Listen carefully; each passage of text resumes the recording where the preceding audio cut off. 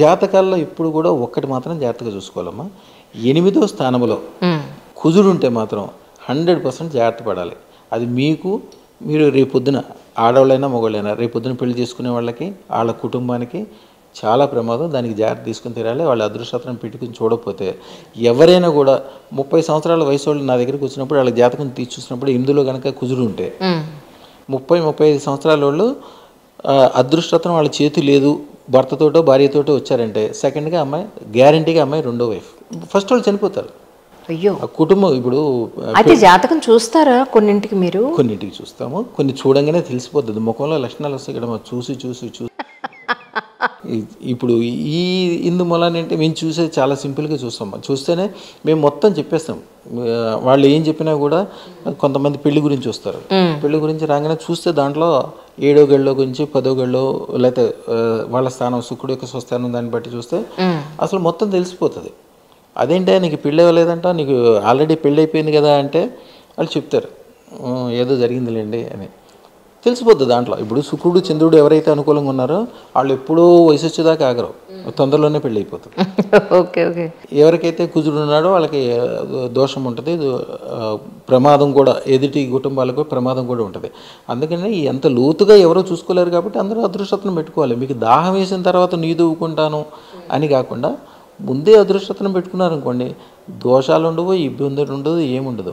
జనరల్గా సాయంత్రం చీకటి అవుతుంది కదా మీరు లైట్ వేసుకుంటారు. అవునండి. లైట్ కాదు, అదృష్టం అనేది సూర్యుడు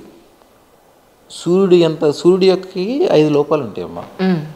సూర్యుడు లోపం ఏంటి? సూర్యుడు 12 గంటలు వెలిగిస్తాడు. సూర్యుడు వెలుక్కి వేడి ఉంటుంది. సూర్యుడు 12ంటికి లేస్తారంటే మరి సూర్యోదయం పొద్దున్నే అవుతుంది కదండి అంటారు సార్ మన వాళ్ళు. అలాంటి వాళ్ళకి ఏం చెప్తారు? ఎప్పుడైనా సరే సూర్యోదయానికి లేకటమే మంచిదమ్మా. అంటే నియమాలు ఉంటాయి. ఇప్పుడు నియమాలు మీరు ఇంటర్నెట్లో కానీ యూట్యూబ్లో కానీ చూస్తుంటారు. చీపురు ఎట్ట పెట్టాలి, లేకపోతే చెప్పులు ఇటు పెట్టాలి, మీరు తల ఎట్లా దువ్వుకోవాలి, ఒంటి మీద ఈ పలానా బట్టలు ఉండకూడదు, జుట్టు ఎట్లా విరబూసుకోకూడదు. సరే ఇవన్నీ పెద్దోళ్ళు చెప్తున్నారు కాబట్టి నేను చెప్పలేను కాబట్టి, కానీ అవన్నీ కూడా నియమాలు. ఆడవాళ్ళకి నియమం పెట్టడం అనేది నేను ఒప్పుకోను అసలు. ఆడవారు అనాలి కానీ ఆడది అంటాం. అది చాగంటే కోటేశ్వరరావు గారు అని ఉన్నా కూడా నాకు కోపం వస్తుంది. గరికిపాటి వారు అనకూడదు, ఆడది అనే మాట అనకూడదు. మహిళలు అనొచ్చు, ఆడవారు అనొచ్చు. అమ్మవారి స్వరూపం వాళ్ళు, లక్ష్మీ స్వరూపాలు. ఇంట్లో కూడా భర్త ఎప్పుడు భార్యని ఎంత మంచిగా చూసుకొని వచ్చిన డబ్బులు ఆవిడకి ఇవ్వటం కానీ, వాళ్ళకి గిఫ్ట్ ఇవ్వటం కానీ, మంచిగా చూసుకుని వాళ్ళకి గౌరవం ఇస్తే వాళ్ళకి ఏం తెలియదు. అయినా సరే వాళ్ళకు గౌరవం ఇస్తే ఇల్లు వేరే రకం ఉంటుంది, వేరే లెవెల్ ఉంటుంది. ఆడవాళ్ళకి ఎప్పుడు గౌరవం ఇవ్వాలి. అయితే ఆడవారు అందరూ మంచిగా ఉంటారా? ఉండరు. వాళ్ళకు కోపము, వ్యవహారము రకరకాలు ఉంటాయి. ఎందుకు ఉంటాయి? కుటుంబం కోసమే. వాళ్ళు ఎప్పుడు ఎక్కడ ఉంటారో ఆగ్నేయంలో ఉంటారు, ఇంట్లో వంట చేస్తూ ఉంటారు.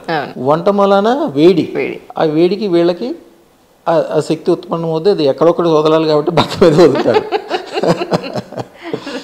దాని వలన మంచి జరుగుతుంది. ఆ కుటుంబంలో ఉన్న ఆయనకి ఆ శక్తి మూలాన, ఆ కోపం మూలాన పద్దాకి ఇంట్లో కూర్చోకుండా ఇంట్లో పెట్టే చార్జీకి బయటికి వెళ్ళి బాగా సంపాదించుకుని, ఎవరికైనా ఏం చెప్తాను, ఇల్లు అనేది చిన్నది. 200 గజాలు, 500 గజాలు, 1000 గజాలు, 2000 గజాల్లో ఉండే ఇల్లు ఆవిడికి సామ్రాజ్యం. ఆవిడ ఇష్టం వచ్చినట్టు ఆవిడ చేసుకోండి. నువ్వు చాలా గొప్ప శక్తివంతుడు. దేశము ప్రపంచం చాలా పెద్దగా ఉంది. ఇల్లు అదృష్టం పెట్టుకో, మంచిగా వ్యాపార వ్యవహారాలు చెయ్యి, కోట్లు సంపాదించు, గవర్నమెంట్కి ట్యాక్సులు కట్టు, ప్రజలను అనుకూలం చూసుకో, 1000 మందికి భోజనం పెట్టు, నీ శక్తి మొత్తం బయట చూపించు. ఇంట్లో మాత్రం నీకు సంబంధం లేదు. నా దగ్గర పెద్ద వాళ్ళు వస్తారమ్మా, వాళ్ళ పేర్లు చెప్పకూడదు కానీ ఇంట్లో మాత్రం బయట పులి, ఇంట్లో మాత్రం అణువుకుగా ఉంటారు. అంతే, మాట్లాడేదే లేదు. ఎవరే గొప్పోళ్ళైనా చూడండి, అంతే. అవును అవును. సబ్జెక్ట్ నుంచి వేరే అవుతుంటున్నాము, ఏం పర్వాలేదు సార్.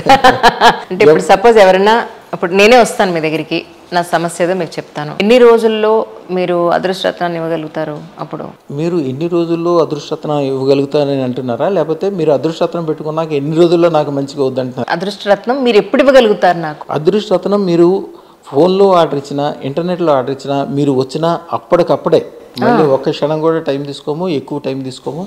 కొద్దిగా ఆ ప్రాసెస్లో జనం ఎక్కువ ఉంటారు కాబట్టి 1-2 గంటలు టైం తీసుకోవటం, కూర్చుని ఉండటం, అంతేగాని ఎక్కువ టైం ఏం తీసుకోము. ముందే పూజ, బీజాక్షాలు, ఇంటర్నేషనల్ సర్టిఫికెట్, దానికి విధి విధానాలు అన్నీ రెడీ చేసి తయారుగా పెట్టుంటే ఆ క్షణంగా ఇస్తాం. అప్పటికప్పుడే 1 గంట సేపు ఇన్స్ట్రక్షన్స్ ఉంటాయి, చెప్తారు ఎట్లా చేయాలి, ఏం చేసుకోవాలి, దీన్ని వాడే విధి విధానాలు ఏంటి అని అప్పటికప్పుడు చెప్పేస్తారు. ఓ, అయితే ఊరికి పెట్టేసుకుని ఉండడం కాదు, దానికోసం చాలా చిన్నవి, చాలా చిన్నవి. ఒక రోజు మాత్రం 24 గంటలు మాత్రం చాలా నియమబద్ధంగా ఉండాలమ్మా. పెట్టుకున్న ఫస్ట్ రోజున మాత్రం రాత్రి నేల మీదే పడుకోవాలి. ఆ రోజు నాన్ వెజ్ తినకూడదు, వెజిటేరియన్గా ఉండాలి. కొద్దిగా అలాంటి 2-3 నెలలు అంటే ఒక బ్రాహ్మణులు ఎలా ఉంటారో ఆయనకంటే ఒక 10 రెట్లు మంచిగా ఉండాలి. ఒక 24 hours మాత్రం కంపల్సరీ ఉండాలి. తర్వాత మీకు ఏ నియమాలు ఉండవు. మీరు రాజులు అనుకోండి, రాజుల కులానికి విష్ణు స్వరూపాలు, వాళ్ళకి అసలు ఏ నియమాలు ఉండవు. వాళ్ళు తినొచ్చు, తాగొచ్చు, తిరగచ్చు. రాజులు చూసారా కాళ్ళకి కూడా బంగారం వేసుకుంటారు, ఎవరు వేసుకోరు, వాళ్ళకే ఉంటుంది. వాళ్ళకి అసలు నియమాలు ఏమి ఉండవు. అలాగే గౌడ్స్ ఉన్నారనుకోండి, వేరే కులాలు, కమ్మాస్ వేరే ఉన్నారనుకోండి, వాళ్ళ కులాచారం అంటే వాళ్ళ అన్నదమ్ములు, తల్లిదండ్రులు ఏదైతే పాటిస్తారో అవన్నీ వీళ్ళు బ్రహ్మాండంగా పాటించవచ్చు. ఒక నియమం ఉంటుంది. చావుకిల్లు వచ్చినప్పుడు మాత్రం ఒక చిన్న ప్రక్రియ చేసుకోవాలి. దానికి ఏం చేస్తారు, అది ఒక్కటే నియమం. ఒక కమ్మ అంటే చౌదరీస్ అబ్బాయి యాక్చువల్గా ఆయనకి 28 సంవత్సరాల వయసు అప్పుడు అన్నీ రెడీ అయిపోయాడు, బ్రహ్మాండంగా ఉంది. ఒక్కసారి రాత్రిపూట కాల్సర దోషం ఏర్పడింది. ఎందుకు ఏర్పడిందో తెలియదు, ఎట్లా ఏర్పడిందో తెలియదు. మనిషి పిచ్చోళ్ళలాగా అయిపోయాడు. ఏదో బంగారం కనిపెడతా అని, లేకపోతే ఏదో బెట్టింగ్లు అది అని అదే. నాకు ఎందుకు గుర్తొచ్చిందంటే ఈవేళ వచ్చాడు ఆయన మీ దగ్గర స్టూడియోకి వచ్చే ముందు ఆయన వచ్చాడు నా దగ్గర. పిచ్చోళ్ళలాగా అయిపోయి వాళ్ళ ఆస్తులు అంటే వాళ్ళ ఆస్తులు ఎట్లా ఉంటాయి, మామూలుగా ఉంటాయి. వాళ్ళకి ఏంటంటే ఈ చౌదరీస్కి, రెడ్డిస్కి భూములు అంటే చాలా ఇష్టం, తరతరాలుగా వస్తూ ఉంటాయి. వాళ్ళు తిన్నా తినకపోయినా కూడా భూములు చూసుకుంటారు. పెద్ద బంధువర్గం ఉంటుంది. కనీసం తెలంగాణలో రెడ్డిస్కి తాగుడు అనేది కొద్దిగా కల్చర్.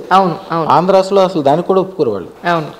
పద్ధతి, సిస్టము, వ్యవహారము, పూజలు ఉండటము అద్భుతం. ఇప్పుడు వెంకటేశ్వర గుళ్ళకి సంబంధించిన అన్ని కూడా చేసేవాళ్ళందరూ కూడా ఈ కమర్స్ బ్యాచే చేస్తారు. అద్భుతమైన ప్రగతి. ఇప్పుడు దేశంలో కూడా టాప్ మోస్ట్ లెవెల్ ఉన్న వాళ్ళందరూ దాంట్లో ఎక్కువ మంది ఉంటారు. కరెక్ట్. వాళ్ళు అంత సంపాదన, అంత వ్యవహారం ఒక మనిషి చూస్తే దాన్ని మొత్తం ఖర్చు పెట్టాలంటే ఒక 1000 మంది 1,00,000 సంవత్సరాలు బతికితే కూడా అంత తినలేరు. కరెక్ట్. 28 సంవత్సరాల నుంచి 32 సంవత్సరాల వయసు వచ్చే వరకు మొత్తం అమ్మేయటం కాకుండా మళ్ళీ ఎక్కడికక్కడ అప్పులు చేసి 0 లెవెల్కి వచ్చేసి భార్యాపిల్లలు విదేశాలు వెళ్ళిపోయి వాళ్ళు అక్కడ వాళ్ళ బాధలు వాళ్ళు పడుకుంటూ ఉన్నప్పుడు వాళ్ళు ఉండేది మాకు దగ్గరే, సుమారుగా 200 కిలోమీటర్లు. మన గురించి తెలియని వాళ్ళు మన ఏరియాలో ఎవరు ఉండరు. ఆయనకి వాళ్ళ ఫారిన్లో ఉన్న మేనత్త గారు ఫోన్ చేసి చెప్పడం వలన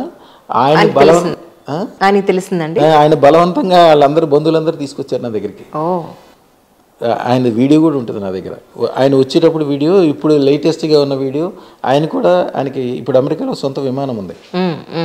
ఆయన అమెరికా నుంచి వస్తే ఫస్ట్ నా దగ్గరికి వస్తాడు. నా దగ్గరికి వచ్చి గిఫ్ట్ ఏమన్నా ఇచ్చి మంచిగా దండం పెట్టుకుని మంచి చెడ్డ మాట్లాడి అప్పుడు కానీ వాళ్ళ ఇంటికి వెళ్ళాడు ఆయన.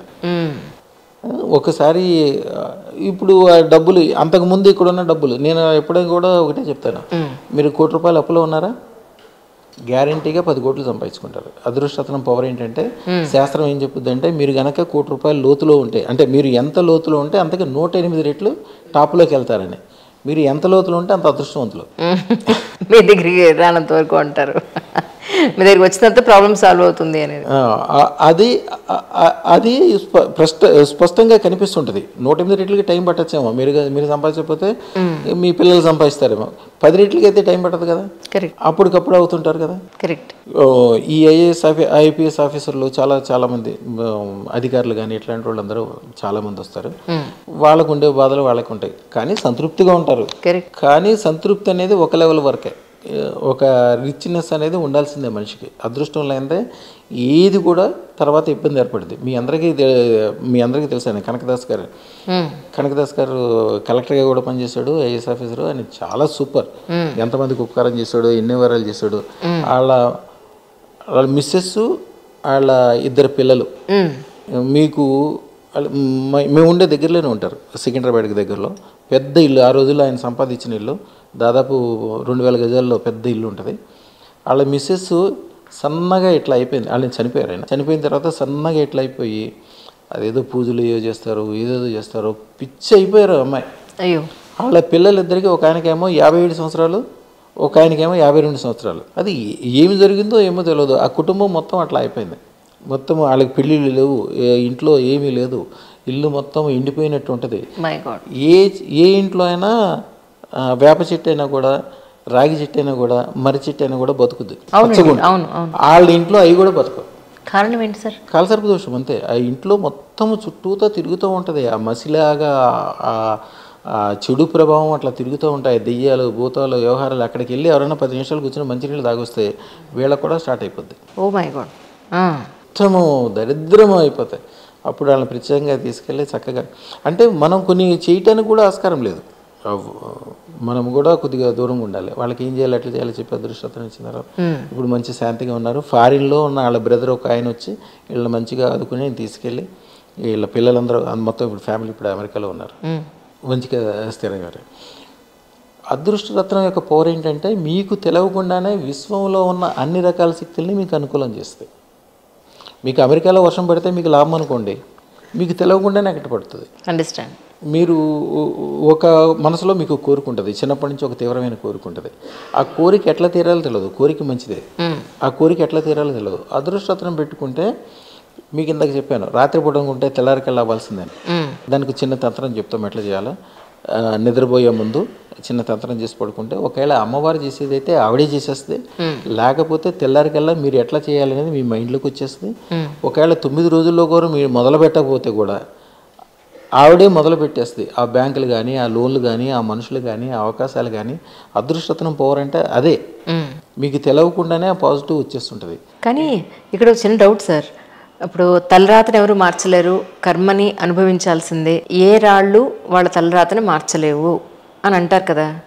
ఇలా చెప్పేవాళ్ళు కూడా కొంతమంది ఉన్నారు కదా. అలా అనేవాళ్ళకి మీ సమాధానం? అంటే తలరాతని రాళ్లే మార్చలేవా, దేవుడు కూడా మార్చలేడా? Right right.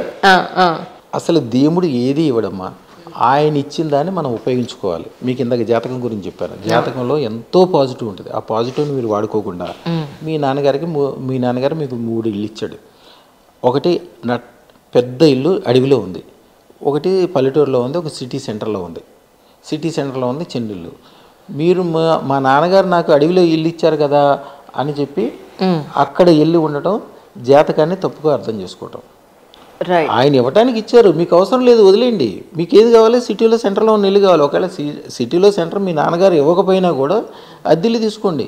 చక్కగా మీలాగా మంచి 10 మందికి ఉపకారం చేసే పని చేసుకుని, ఒక వ్యాపారమో వ్యవహారమో మంచిగా చేసుకుని, పేరు ప్రతిష్ట తెచ్చుకొని 10 మందికి ఉపకారం చేయండి. సుఖంగా సంతోషంగా ఉండండి, కళాత్మకంగా గొప్పగా ఉండండి.